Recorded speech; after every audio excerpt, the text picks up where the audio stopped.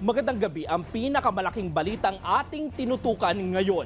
Kasi simula pa lamang ng 2026, pero humataw na sa 2% ang inflation rate sa bansa nitong Enero.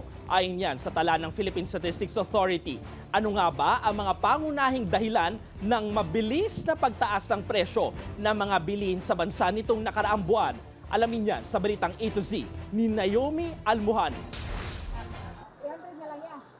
Todo budget at tipid si Ruby lalo na sa pamimili ng kanilang pang-araw-araw na pagkain. Diskarte na aniya ang pagtawad sa mga nagbebenta para hindi gaano mabigat sa bulsa. Kung magkano yung hawak mo ng pira, ada pagkasyahin mo, maghanap ka ng medyo mura-mura na gulay para magkasya yung dala mong pera. Ang tindero naman ng gulay na si Rodel dahil sa lamig ng panahon, hindi na muna bumibili ng maraming paninda para iwas bulok. Lalo pat nagmahal ngayon ang string beans o sitaw. Hindi na po kami nag-i-stock na madami po. Yung obviously po na within 24 hours, yung kaya lang po namin na i-distribute. Nitong Enero, pumalo sa 2% ang inflation rate o bilis ng pagtaas ng presyo ng mga bilihin at serbisyo sa bansa. Ayon yan sa pinakabagong tala ng Philippine Statistics Authority. Mas mataas ito kumpara sa 1.8% na naitala noong December 2025. Pagkatapos kasi ng gastusan noong Kapaskuhan, kadalasan pagsapit ng Enero, isinasagawa ang mga adjustments sa mga bayarin. Mga panahon na wala ring masyadong pera ang maraming Pilipino. Ang tumaas na presyo sa restaurants ng mga paupahan at singil sa kuryente, tubig at gas ang mga pangunahing kontributor. Para sa housing, water, electricity, gas, and other fuels, 3.3%.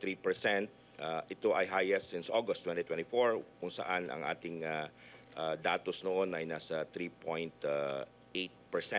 January kasi nagsisimula yung pag-adjust ng mga yearly rentals. Yung restaurant and accommodation services, mataas din kasi yung kanyang weight sa basket. Ito yung kinukonsumo ng ating mga kababayan sa labas ng bahay, yung hindi nila niluluto. Mas nagmahal na rin ang presyo ng mga combo meal, set meal o packed lunch na ibinibenta sa mga cafeteria, karinderya at maging sa fast food. May mga behavior kasi yung households, nagtatrabaho, baka hindi na sila nakakapagluto sa bahay. Typical na sinigang na baboy with rice, may increase siya ng mga 10%. Yung adobo na pork with rice and soft drink, may increase na 14%. Ang nakikita namin, of course, tumataas kasi yung raw material din, lalo na yung karne ng baboy. Bumilis din ang pagtaas ng presyo ng mga telco services, health, clothing at furnishings, habang ang transportation at food inflation kabilang na ang vegetable products, nakitaan ng pagbagal sa increase.